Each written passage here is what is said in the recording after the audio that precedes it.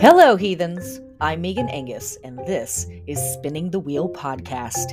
In this weekly audio ritual, we explore the 8 seasons of the Witch's Wheel of the year, and we discover how it is so much more than 8 Sabbats. We weirding witches time travel through holy days, festivals, and celestial events connecting our celebrations and magic to the past, present, and future. Our cackling fills the night as we take our turn gathering the wool, wielding the distaff, and spinning the wheel.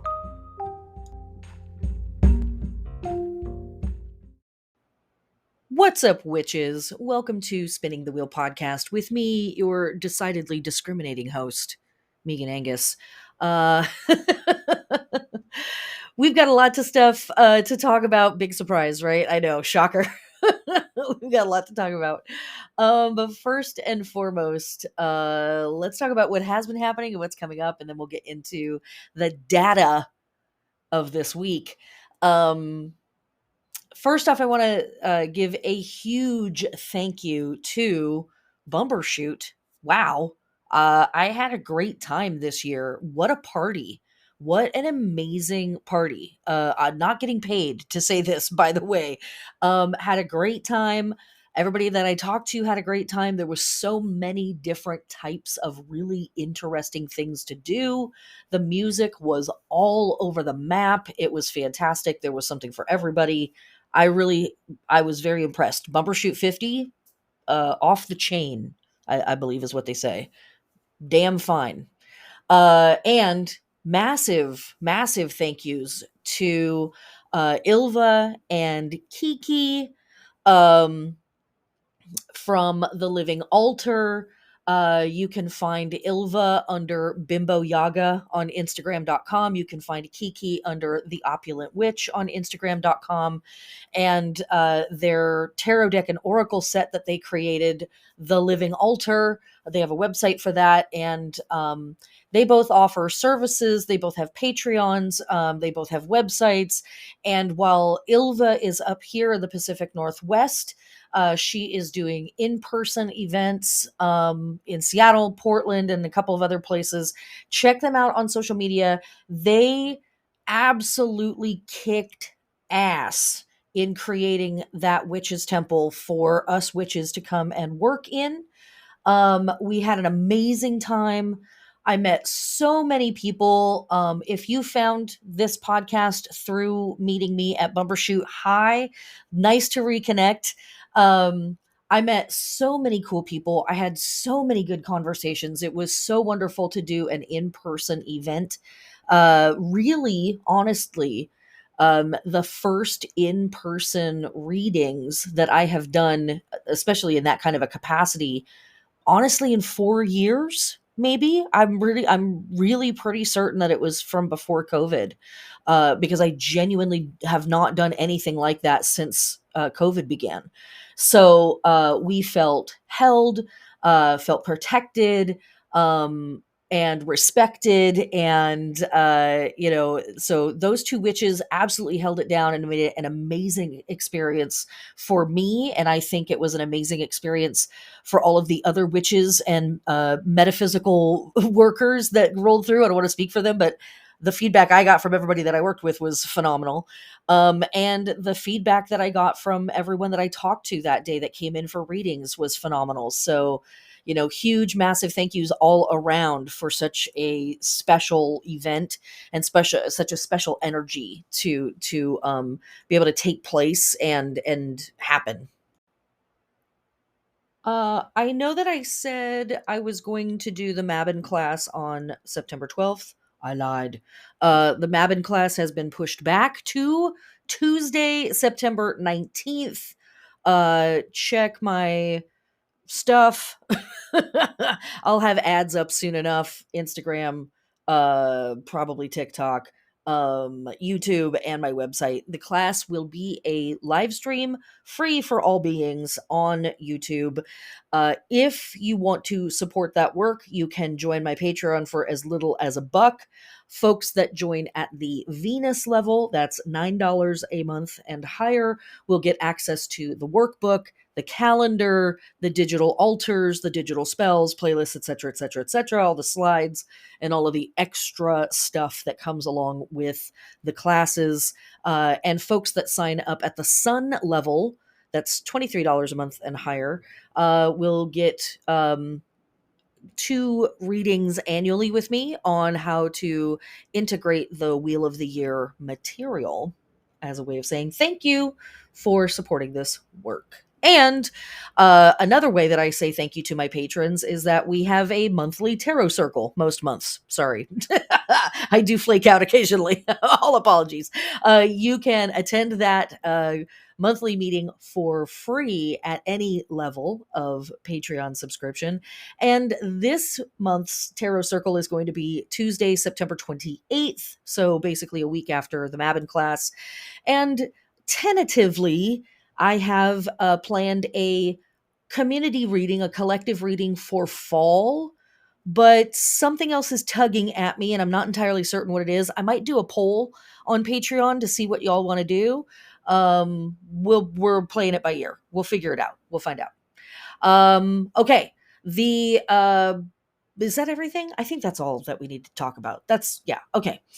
Good enough. Let's get into the podcast this week. We're going to chop it up into pieces like we've done a couple times recently. I'm actually really enjoying flowing from one format to the other from week to week as the material suits it. So I hope this is working with you too, that we're kind of mixing it up a little bit every week.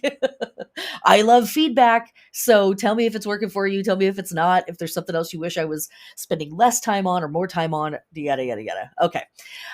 This is Lughnasadh season, waning half moon in Gemini, lunar week 23 by some lunar calendars, as we have discussed in the past. So yes, first off, we are in September officially, but yes, this is still Lughnasadh season. We still are in the last couple of weeks and last couple of days of Lughnasadh season. So if there is anything that you need to get done, if there is any Lughnasadh business that you have yet to attend to, you still have some time. This is the time to do that. Do you still have some summer business to attend to? This is the time, because as Lughnasadh season wanes and comes to a close, so too does summer season. That's going to bring us to the end of Virgo season as well. Right? So if there's anything of that needs attending to or consideration or wrapping up or, progressing as far as we're going to get this time around the wheel, now is the time. But in the next couple of weeks, you're going to see, even in this week, you're going to see how our holy days are beginning to bend away from the glory and the competition and the high solar power energy and symbolism of Lughnasadh season and high summer into the harvest and the oncoming darkness, and the other stuff that we talk about in fall and Mabon season. So as we move through September, we're going to really feel that shift. So in Lughnasadh season, just to get us grounded in this for this last bits of work, what we're focused on through this season is power, maturation, leadership, and production. And maybe I'm biased, but I feel like as we move specifically through the Virgo portion of Lughnasadh, remember Lughnasadh is taken up with Leo and Virgo. As we move through the Virgo portion, I feel like the maturation part has a lot more emphasis. And some of the stuff that we find ourselves doing in Lughnasadh season has to do with taking the best, sacrifice, experiences that are focused on wisdom, either gaining wisdom or utilizing our wisdom, strength, performance, leadership, the fruits of our labor, personal power. And a lot of that stuff, has a foot in Leo and a foot in Virgo, but I think it starts to lean towards a lot of that Virgo energy. And it's important for us to kind of have that in the back of our minds, right? Because we think we can often get pigeonholed into thinking of Virgo as just nitpicky and uptight. But Virgo is extremely detail oriented for a reason, right? Consider this is the grain harvest, tiny, tiny little bits of grain, and Virgo has to account for every one of them. So, yeah, we're going to be a little uptight, right? We also are in the midst of summer, right? But we are headed towards the fall where things are going to stop growing. It's going to get darker. It's going to get colder eventually, right? And many folks who forget the wheel are sitting there in the high portion of summer, sleeping in the fields, having this beautiful time, seeing the sun, feeling the warmth. And Virgo is like, yeah, but we've got to get the roof thatched and we've got to get the siding on and we've got to get the harvest pulled in because winter is coming. And, it's like, what are you talking about? It's beautiful outside. And so Virgo is that part of us that remembers, like, no, it's going to change, right? Virgo is a mutable sign. It's all about change. And so that Virgo energy is the energy that we pass through here at the end of summer, the end of Lughnasadh season, that is bringing a detail oriented element to what has otherwise been maybe a bit casual. A level of concern that on the surface seems overwrought. It seems like too much. And then if we remember, oh, right, it's changing. Stuff is shifting right now as we speak. So that's what's up in the air. And so why am I going so hard on that? Well, because this week, our first moon that we have is a waning half moon in Gemini at 14 degrees, and it is square Mercury retrograde at 13 degrees in Virgo.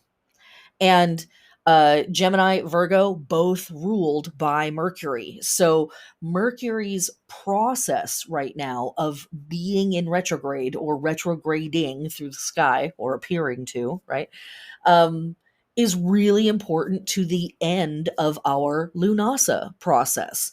Are there any details that need to be gone over? Are there any knots in the tapestry that need to be untangled before we continue with the weave going forward? We've had a lot of really interesting astrology and lunar phase stuff and holy days throughout Virgo this year, but especially a lot of interesting astrology this year that has really supported the idea of recalibration and reorganizing, but specifically like rechecking our direction and our trajectory as we move through the year to make sure that we are as close as possible to being aimed in the direction that we want to be headed in. And that's cool. We don't always get that. Some years as we roar through Lughnasadh season, it's just like fire and fury, right? And we come, landing on the other side in September, October, like, holy moly, what just happened? Like, wow, that summer just whooped my ass.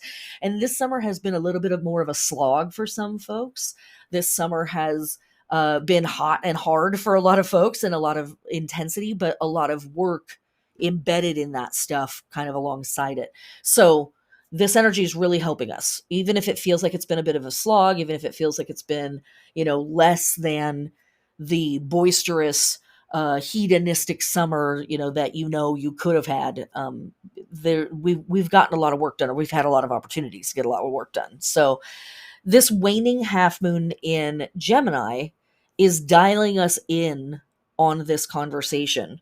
With the waning half, in the metaphor that we work with throughout our lunar process, the fruit that bloomed or appeared at the full moon and came into ripeness at the disseminating moon, that fruit is now beginning to wither a little bit. And so the half moons are always square, right? Sun square moon. So there is an opportunity here to look at the process and to think about what worked, what didn't work, and what needs to be cleared out to make room for progress in the next lunar cycle. That's what we're doing on a waning half. And so what needs to change in spite of, or even because of, our successes or our failures, right? Do we have anything that worked okay that we're holding on to in lieu of something that could work even better, etc.? So in the waning half moon in Gemini, we're having a conversation about information, especially potent with our Mercury in retrograde in Virgo. Who gets to know what?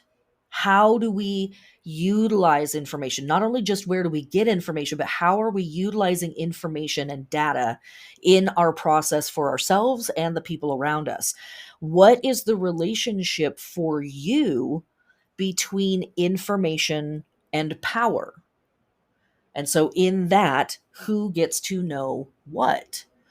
Um, Gemini is very concerned with knowledge, data, information, facts, intellectualizing things. Uh, Across the zodiac, the opposing sign, just for some like relational understanding between these two signs, Sagittarius is wisdom oriented. The metaphor that I will, or the meme, the metaphor, whatever, that I will often use to illustrate the difference, the two sides of the same coin sort of situation between Gemini and Sag is intelligence, Gemini. Intelligence is knowing that a tomato is a fruit. Wisdom, Sagittarius, is knowing to not put a tomato in a fruit salad, generally speaking.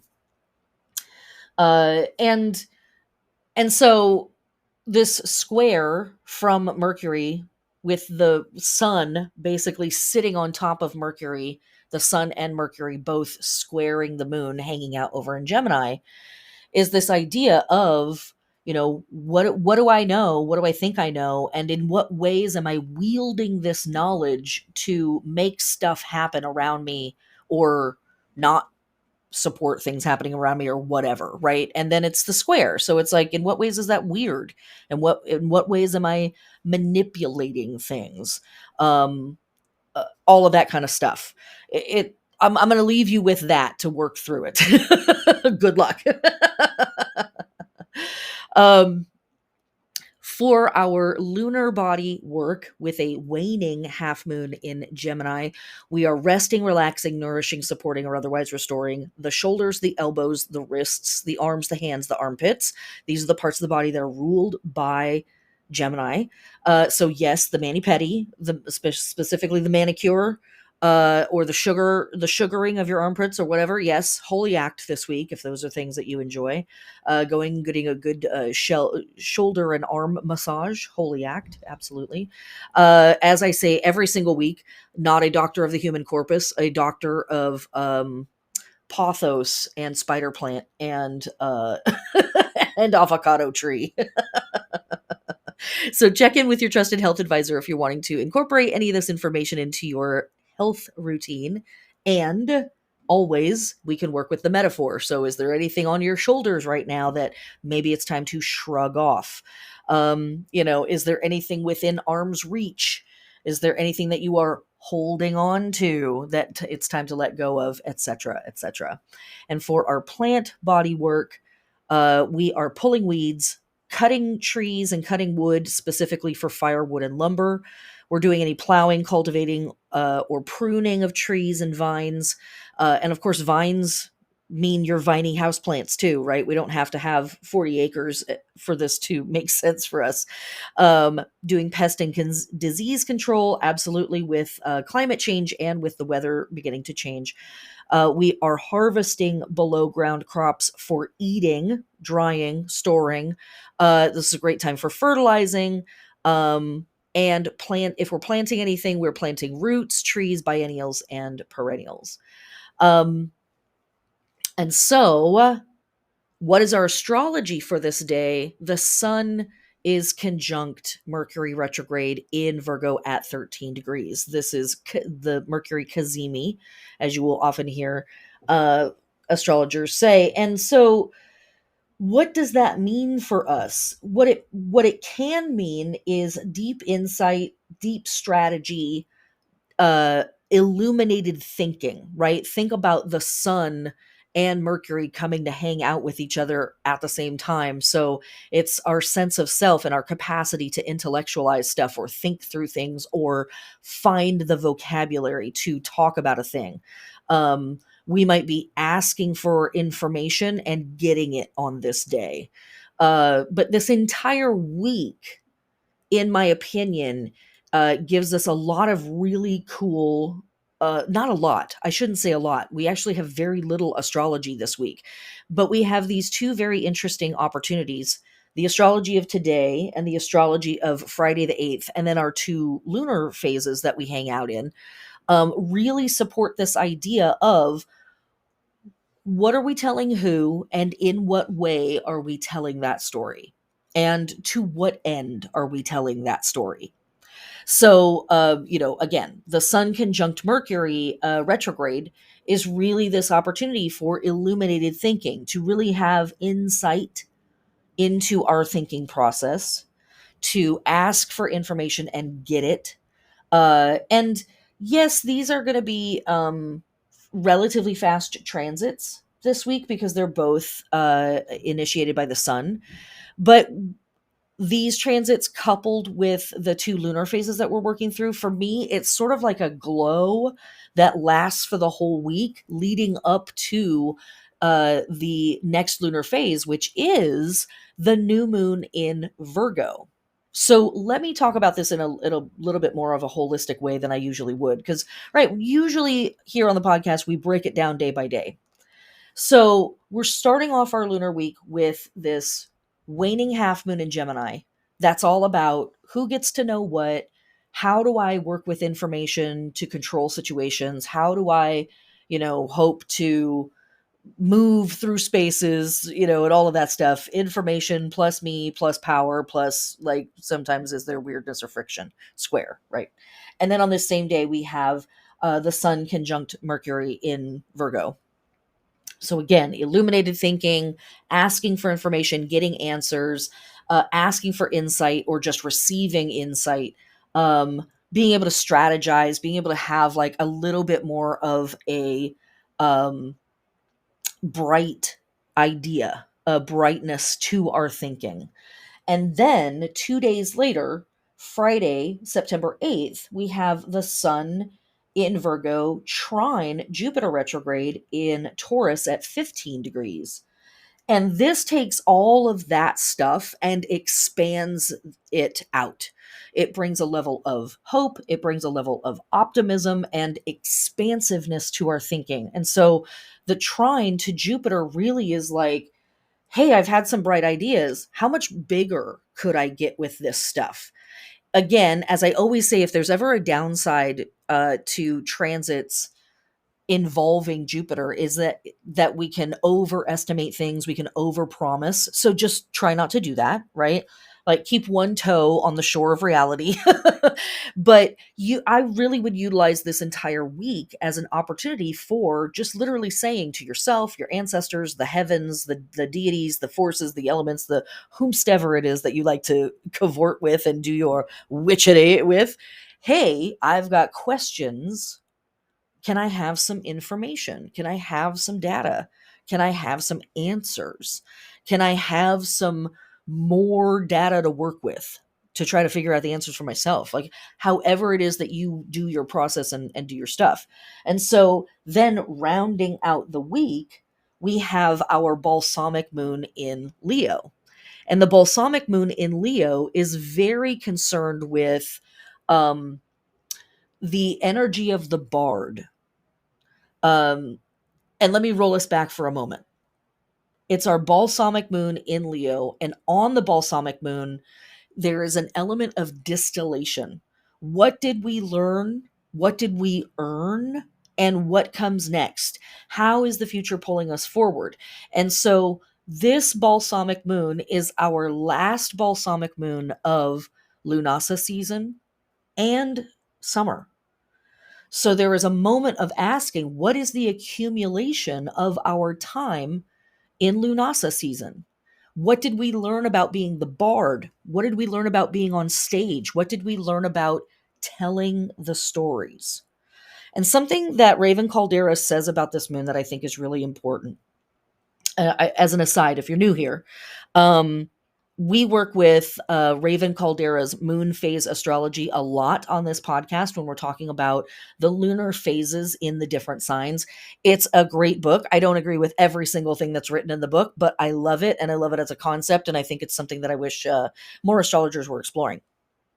But something that Raven Caldera says about this moon is not just about dialing in on the bardic element of it, right? And I think it's a cool follow up to our Gemini moon, right? Because bards tell stories. So our first moon here is like, what are the stories and how am I using information? Then we have our astrology of this week that's like, what's the information I'm pulling in, and how expansive and open-minded can I be with that information? And then we come to the balsamic moon in Leo, which is again asking us, what are the stories that we're telling and why are we telling those stories? To what end? And Raven Caldera says about this moon, um, the bard has this very unique privilege to get up on stage and tell any story that they want to tell or that the crowd wants to hear, as long as they are saying it without malice, as long as they are saying it without bitterness or without cynicism. And so, haha, yeah, I know, right? Well, that's not fair. How are we supposed to do that? So this moon is also saying, like, it's another form of examining, what am I doing with my information? Where am I wielding it? How am I utilizing it? To what end? Right? Am I gathering up this information? All of this under the auspices of Mercury moving through its retrograde cycle in its house of rulership and exaltation, Virgo, which is the house of granular data. So it is a very auspicious time to really dive in to yourself on, like, where did I get this information from and how am I utilizing it? And this information, quote unquote, might be gossip, right? It might be something that you read on the internet. It might be something that you heard about at a bar or at a show, right? While people are yelling, and going back and double checking the details on stuff, very, very important, right? So it might be that level of work that we're doing in these lunar phases and in this astrology, but it might be a different level, right? It might be something more about your philosophical practice or your spiritual practice. Like, where did I get these opinions from? Where did I get these ideas from? Let me go back and double check the root on this, and then move forward again when planets are moving forward again. We have Virgo that, or excuse me, we have Venus that is newly stationed direct, but we have Jupiter that is newly stationed retrograde, plus plenty of other planets that are retrograde right now. So again, there is this refinement energy to a lot of this stuff. And again, it's a really cool opportunity to dial in where's the information come from, what are we doing with it, what are the stories that we're telling ourselves, what are the stories that we're telling other people, and to what end? Do I exaggerate a lot? Is that funny or is it tiresome? Maybe both, right? In the right place. Do I lie? Right? Is that funny? Is it entertaining, or is it tiresome? Again, it might depend on the space, right? And so that's the kind of discernment that Virgo is like, hey, I'm not saying that we can't say it. I'm saying, are we saying it on stage? Is this the right place to do that? Okay.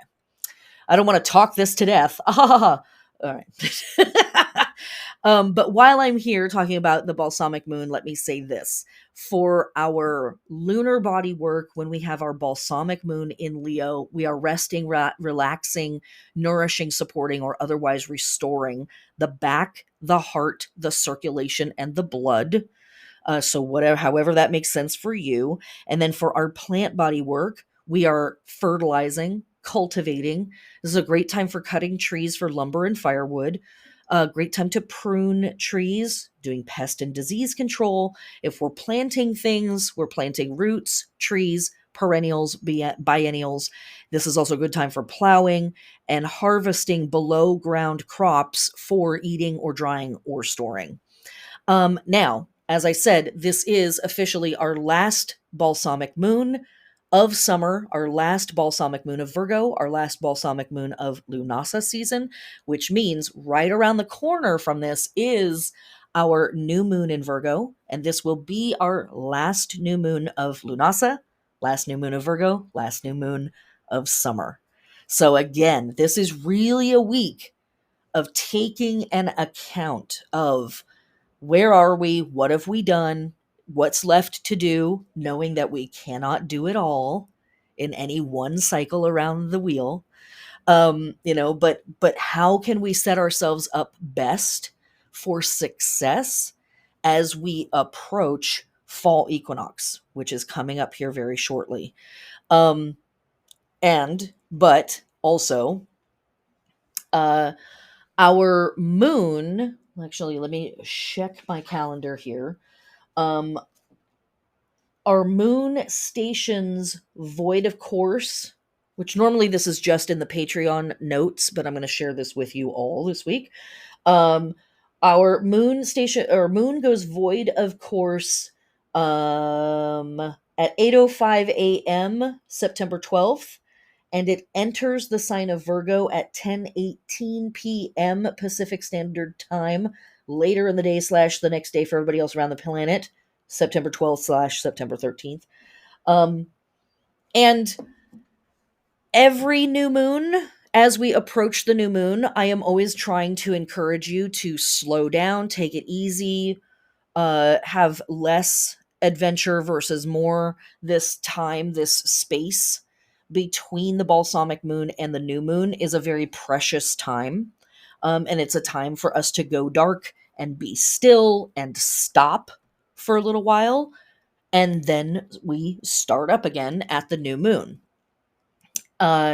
This lunar cycle in particular, every year, I am going to really emphasize this and encourage you to, in whatever way you can. We all live here in the modern world, but in whatever way you can, take some time to be truly alone between now and the Virgo new moon, or even on the Virgo new moon, whatever makes sense there. The new moon itself is Thursday the 14th at 6:39 p.m. Again, Pacific Standard Time. So that's going to be the next day, like through the night and into the next day for everybody else around the planet.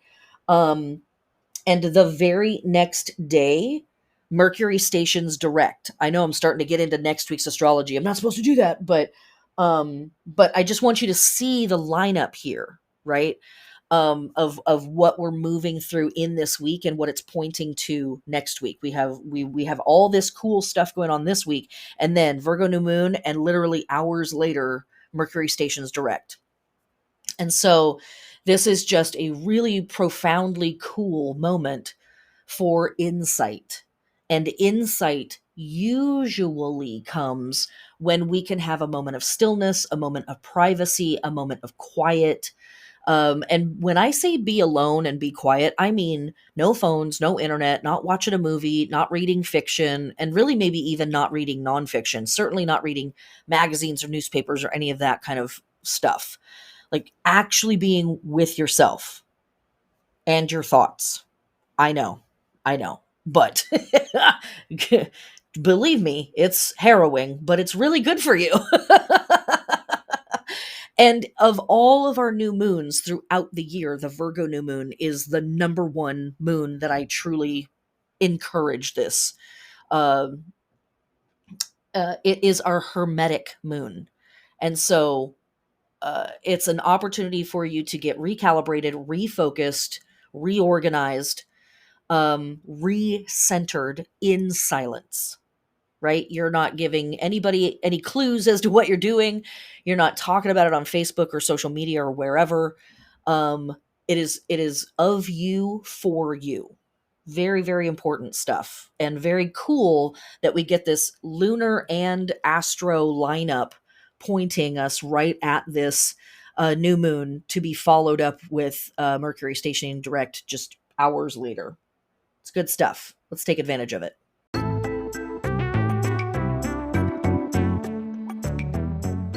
But before that, how about an ad? Okay. If you love this podcast, you can support this work through Patreon. Thank you a bajillion billion times. See, the sirens are going off even as I say it. Thank you so much to my patrons. You guys don't even know. You don't even know. Thank you so much. You can sub for as little as $1 if you just think this podcast is dope and you want to support it. I don't run ads on the podcast, partly because I don't want to, and partly because I won't get paid even if I do. So screw them, man. You can sub, as I said, for as little as $1 or $5, even if you want to just support the podcast. And this is plenty of information. But if you want even more information, extra podcasts, extra videos, extra information about the Wheel of the Year, magical practices, tarot, etc., subbing at the higher levels, you get all kinds of cool free stuff. And at the even higher levels, you get free readings every month with me to be able to integrate all of this information into your personal life based on what's going on in your natal chart and all of that other good stuff. Join and change your life forever. Or, whatever. Thanks so much for the support. If you can't support financially, I completely understand, because life sucks on Earth right now. It's too expensive for everything. Tell a friend, share it on social media, give it a thumbs up. If you're feeling especially hedonistic, you can leave a rating or a review. All right, that's the end of the ad. Let's get back to the podcast.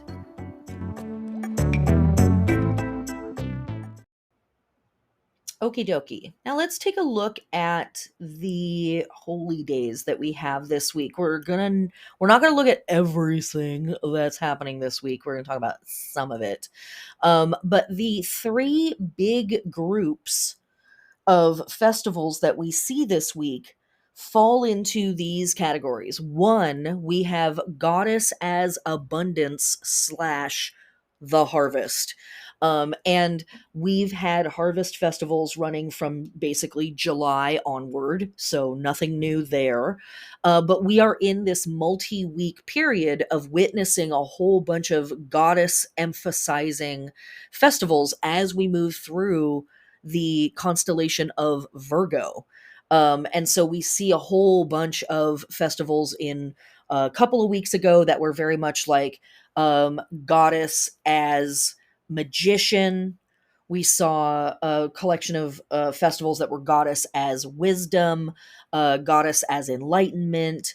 We're seeing a lot of festivals of goddess as abundance, goddess as the fertile earth providing and producing.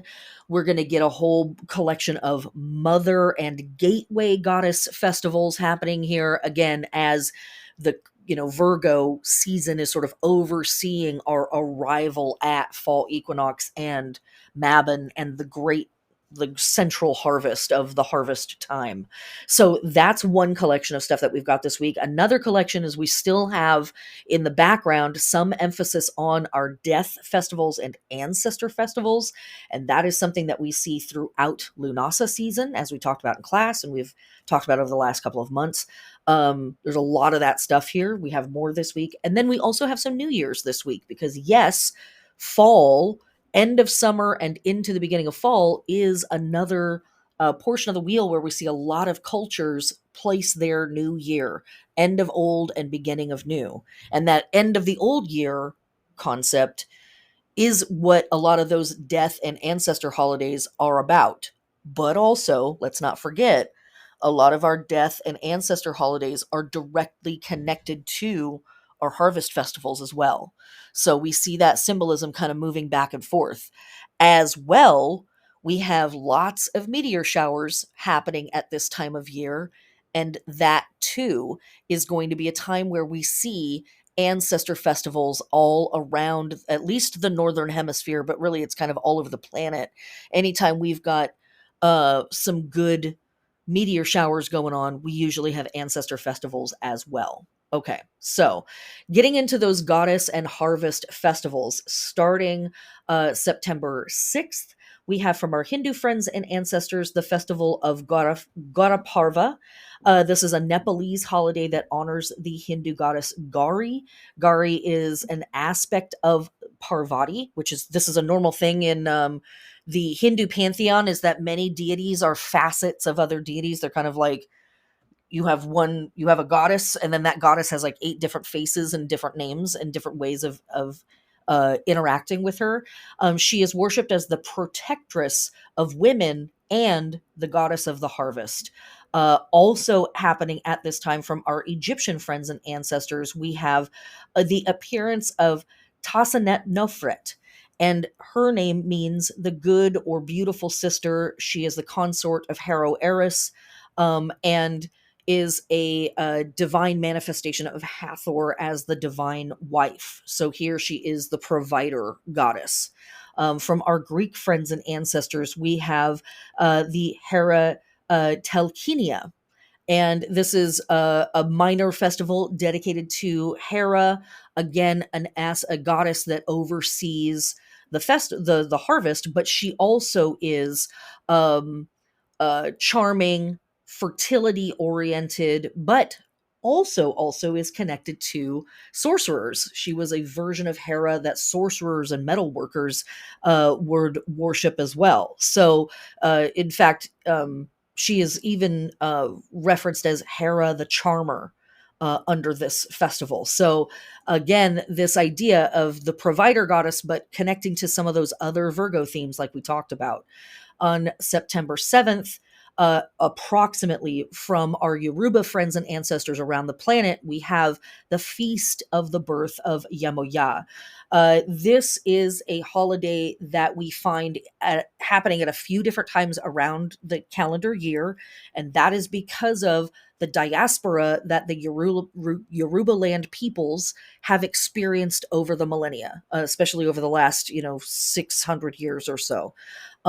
Those folks, through colonization and chattel slavery and other really horrible things, have sort of been scattered across the planet. And in whatever ways they could, they brought their rituals and their deities, their gods and goddesses with them. And so her birthday is celebrated at various times throughout the calendar year. There's another really big one in February dedicated to her that's really close to the winter carnival season. But the September festival is also a huge festival globally. Yemoja is a water spirit from the Yoruba religion. She is the mother of all the Orishas. She is herself an Orisha, and she is the patron saint of rivers, particularly the Ogun River in Nigeria. But she also oversees oceans in Cuban and Brazilian Yoruba paths. She is often syncretized with Our Lady of Regia, which is a version of the Virgin Mary. And as we again move through Virgo season, we see a lot of that happening around the planet. Yemoja is also connected to a lot of our Black Madonnas around the planet. She is just about as powerful as you get when it comes to goddesses. She is a major center of goddess worship, of goddess strength and power. She is graceful, she's beautiful, she's talented, she's skilled, and she is an incredible provider and protector. She governs everything pertaining to women, and specifically people who give birth, and the bearing of children, childbirth, conception, parenting, child safety, love, healing, etc., etc., etc. Massive. Sometimes her festival falls directly on September 7th. Sometimes her festival falls on the weekend that is closest to the 7th. Check with your local Yoruba folks if you're wanting to get in on that kind of celebration stuff. Also on this same day, September 7th, from our friends and ancestors in Spain, we have the Fiesta de la Vendimia, aka the Grape Harvest.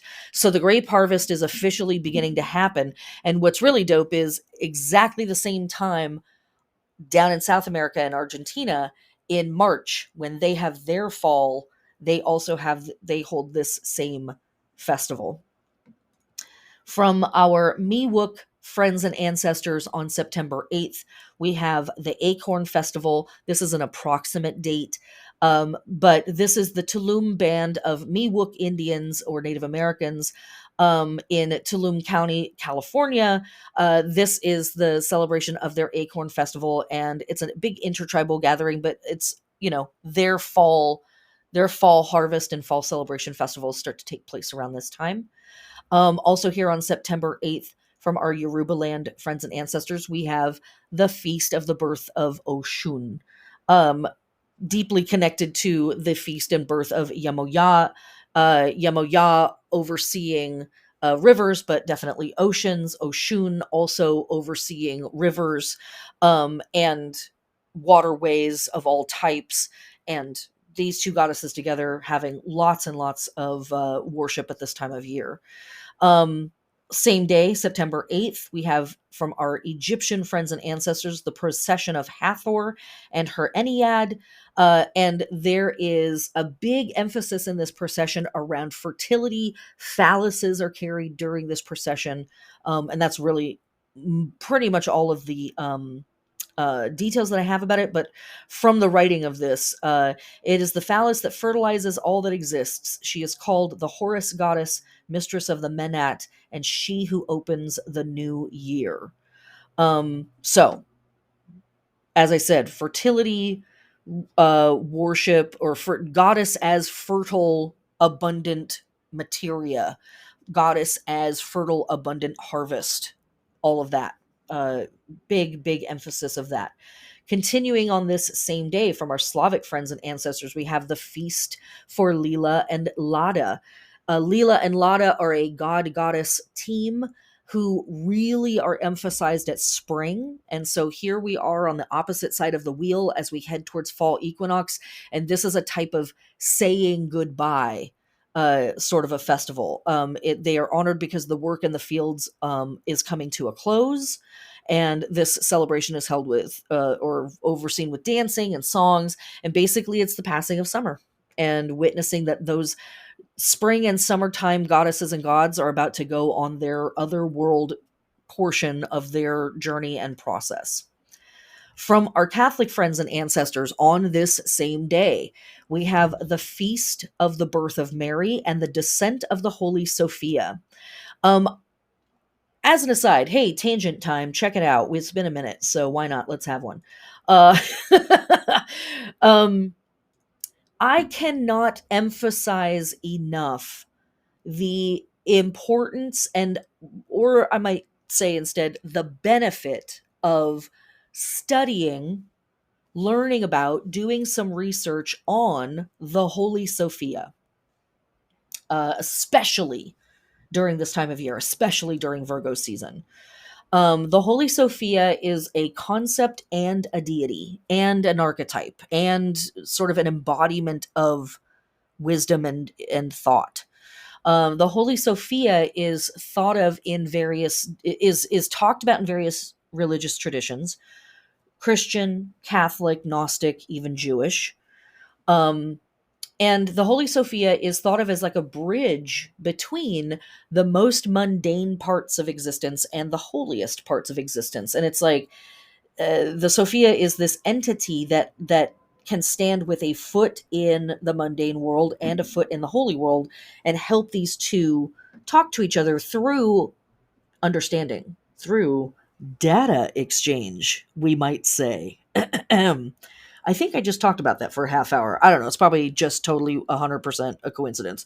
But but in whatever way, you can spend some time checking out who is Sophia, what is the Holy Sophia, and how might I hang out with the Holy Sophia? In what ways do I embody the Holy Sophia?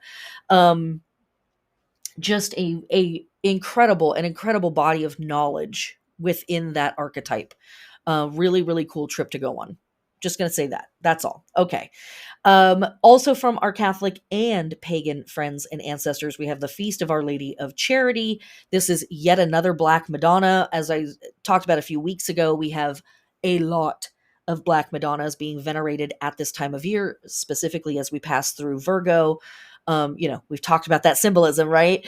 But here we have another one. September 9th through 11th, from our modern pagan friends and ancestors, we have the Feast of Mother Earth. Pretty straightforward as we move towards our move through the first portion of our harvest festivals and into the big portion. From our Egyptian friends and ancestors, September 9th, we have a feast for Isis the Great. And this is literally the beginning of making festivals. The Feast of Aset, that's another an older version of Isis's name is Aset.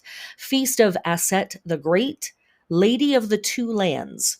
And so that also to me speaks very esoterically to this idea of an entity that can exist in two places at once, an entity that is mundane and esoteric or holy, or has a foot in the physical world and a foot in the spirit world.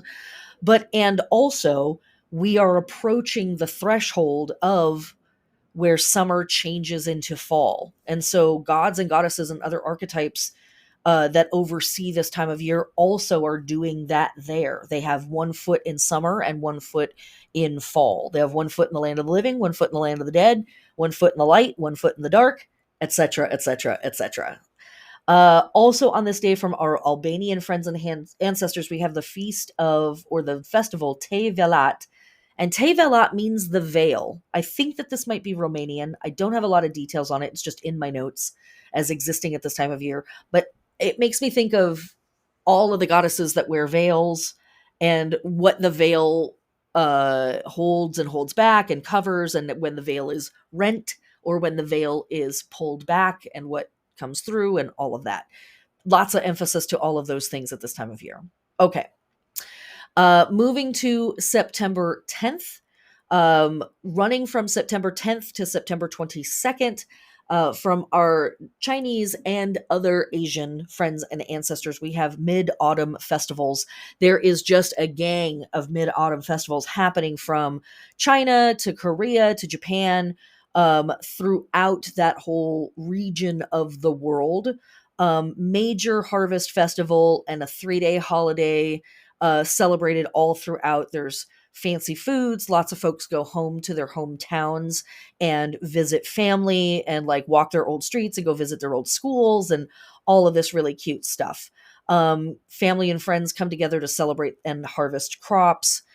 People give thanks for a good harvest. People ask deities for material or conceptual satisfaction, etc., etc., etc. And there's also a worshiping of Chag-e or Chang-o, the Chinese goddess of the moon during this time period, which there's some other moon goddess stuff going on in this week, which, of course there is, right?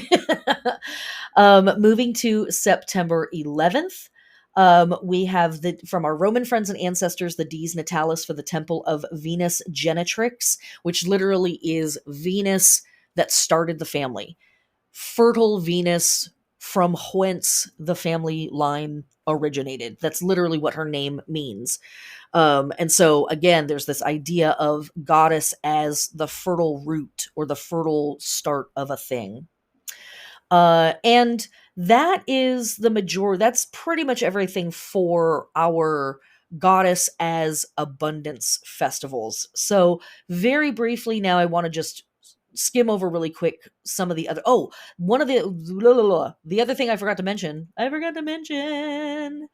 our heliacal risings. On September 8th, we have the heliacal rising of the fixed star Mizar or Mizar. And this is a double star found in the constellation of Virgo, or is also seen as located in the tail of the Big Bear. We know that mythically, the Bear constellation and the Virgo constellation are connected in a bunch of different places. But this word, Mizar, is an Arabic word meaning waistband or girdle. And here again, we have this emphasis on the idea of the girdle as we are moving through all of these festivals and holy days dedicated to the very pregnant, very fertile, very abundant goddess energy of Virgo and the harvest, the planet itself.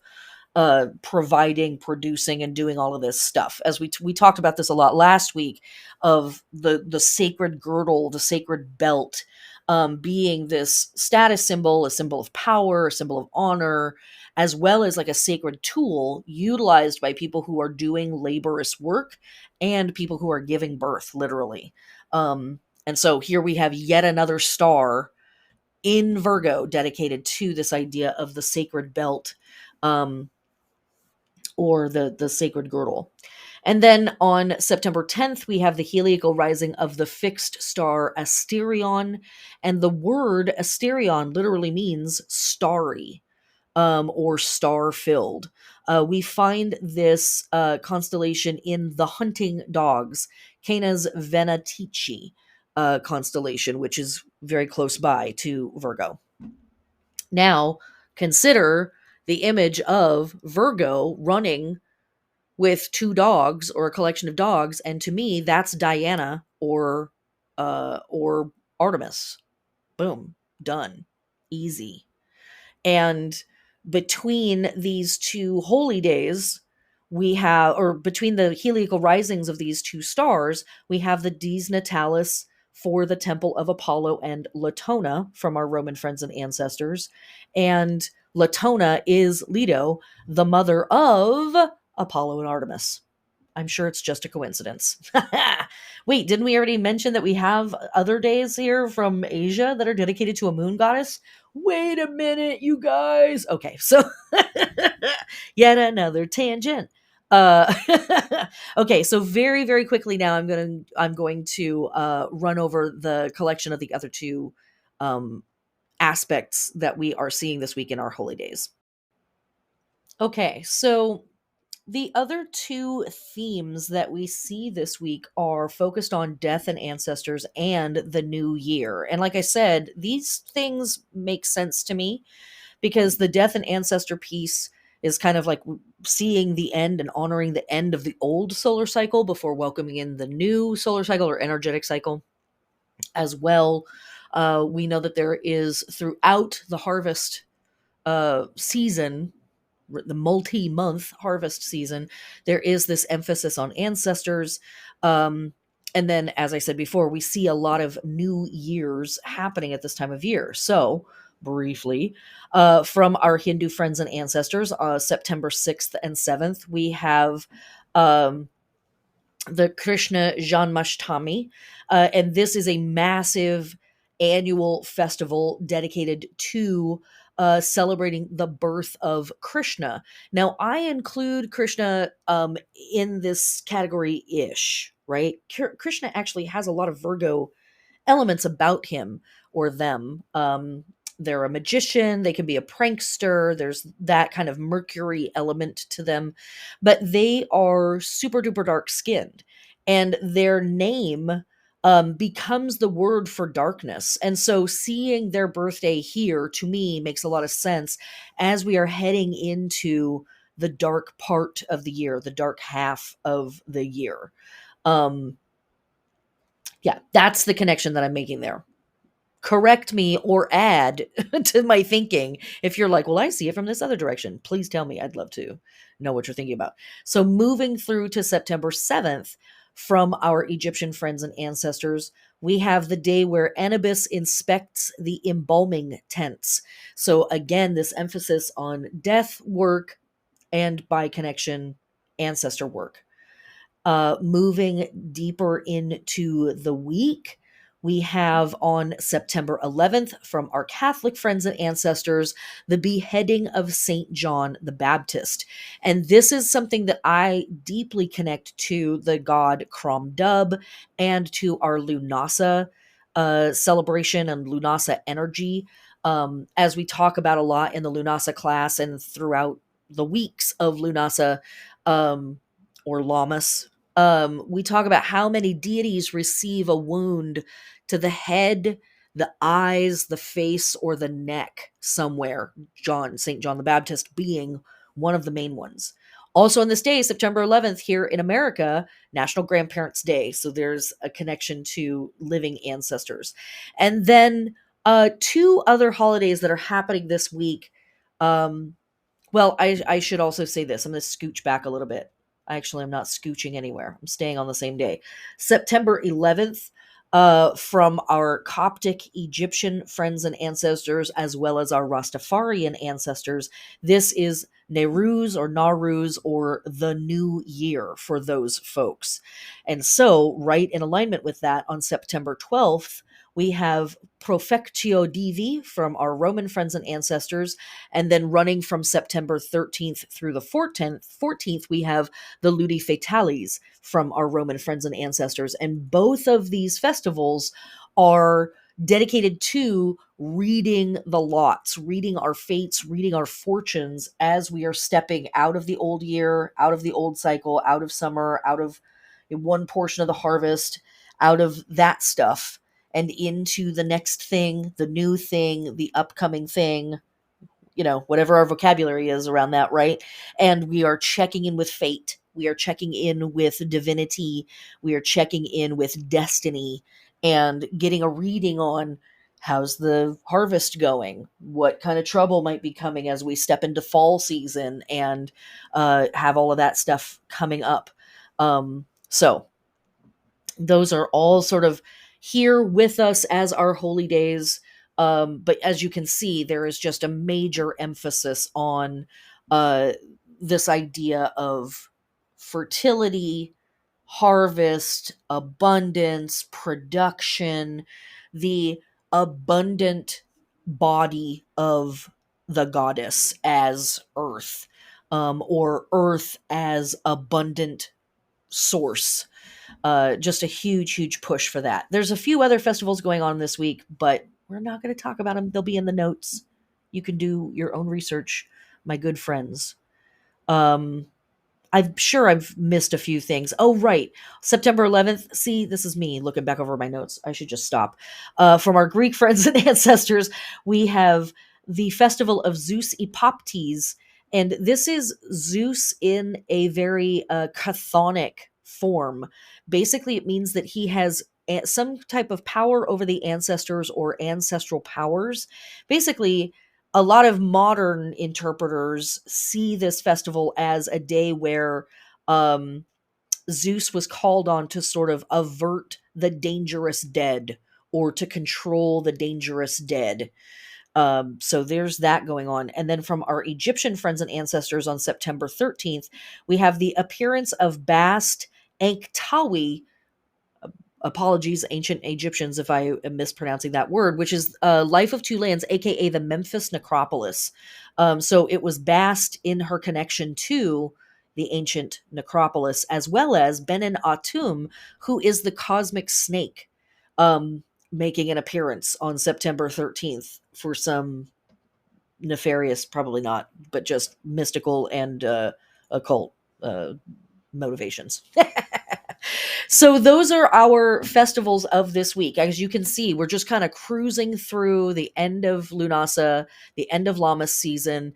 We have, to kind of recap everything that we talked about so far, we have this really cool opportunity with our 2 lunar phases and our 2 days of astrology to get right, to recalibrate, reconfigure, reorient, reorganize, and make sure that we are pointing in the direction we mean to be pointing in. And we have had multiple opportunities to do this throughout Virgo season. Dope. Very, very cool. There is a big emphasis throughout the month of September on earthy energy. We have Jupiter hanging out in Taurus, Uranus hanging out in Taurus. We have Mercury and the Sun passing through Virgo. Venus is here too. Venus is in Leo for now, but will be headed into Virgo shortly. We still have Pluto lurking in those final degrees of Capricorn. So there's a lot of uh, earthiness getting triggered in a variety of different ways as we move through September. So manifestation, what are we producing? What are the physical results of things? How's your body doing? How's your self-care routines? Do you need to move some stuff around the couch? Do you need to change up what you're eating? All of that stuff, right? That's what's up for us in the totality of September. All of that good stuff. Okay. So briefly, I'm going to go back over our astrology because it will take literally no time at all. Wednesday, September 6th, we have our waning half moon at 14 degrees of Gemini. And we also have the Sun conjunct Mercury retrograde in Virgo at 13 degrees. Thursday, the 7th, The moon moves into Cancer. Friday the 8th, we have the sun in Virgo, trine Jupiter retrograde in Taurus at 15 degrees. Sunday, we have the moon move into Leo, and then we have our balsamic moon at 2 degrees of Leo. And Tuesday, September 12th, we have the moon moving into Virgo, leading us up to our Virgo new moon, last new moon of summer. So, my encouragement this week is working with the Nine of Pentacles. You might even work with the 10 of Pentacles this week. Whatever feels good. Nine of Pentacles, 10 of Pentacles. I'd kind of cruise back and forth between those two. For our Lughnasadh work, really just kind of go back over everything that you've been focused on in this season, whether it's stuff that we've specifically talked about in the classes, or it's stuff that has just naturally come up for you in the course of, life on Earth in 2023, which is a little wild. It's a little wily out there. It's kind of spicy, zesty, if you will. So it could be just some stuff that is coming up for you naturally that needs to get wrapped up, taken care of, dealt with, addressed, looked at, as we get ready to wrap up this season and move into the next one. I also encourage doing nothing, because we are moving into this balsamic moon and then ultimately the new moon. And again, as I said a lot in other portions of this podcast, I really do recommend that this is a moon that you just chill out as much as is reasonable for you, as much as is realistic in whatever way. If you can get a couple of hours, even if it's just 45 minutes in the tub with the door locked, whatever you got. It's very, very helpful, very, very necessary. And journal prompting, I think, is really more in the course of thinking, maybe looking back over what you've journaled so far this year and thinking about the stories that you're telling yourself, the stories that you're telling other people, and to what end, right? This is a really fantastic time for reviewing what is my information exchange looking like, and what am I doing with that stuff. You might also use this as a week to change some passwords and use it in a very straightforward redo kind of a way. And that's it. That's my stuff for everybody this week. Witchcraft, like I said, I'm like, did I say that already? I did. It's whatever needs dealing with. Do you have some stuff that needs burning? Burn it. Get it out of here. Great time for making repairs. It is a good week for magic. With all of this Mercury emphasis, Lord, it's a great time for magic. While the moon is moving through Cancer, great time for magic. Constrictive magic, reduction magic, focused on reducing or eliminating or moving away from, ending, making smaller, making less strong, any kind of magic that makes sense there. But again, I encourage you to do it just right up to the point where I'm encouraging you to not do anything at all. All right, my witches, that is your week. I hope it is wonderful for you. I feel like I'm repeating myself a lot, but I really do want to emphasize do nothing, but also that the astrology, I feel like the astrology this week kind of stretches out over the course of the week. So if you're not doing stuff on the days when the transits are exact, I kind of wouldn't worry about it. We're kind of in a little 7 to 10 day window of really having some interesting access to wisdom sources and information sources. Remember, those are not the same thing. And so in whatever way makes sense for you to access that stuff, consider that stuff, think about it, renegotiate, reorganize, all of that. All right, my witches, have a beautiful week. Blessed be.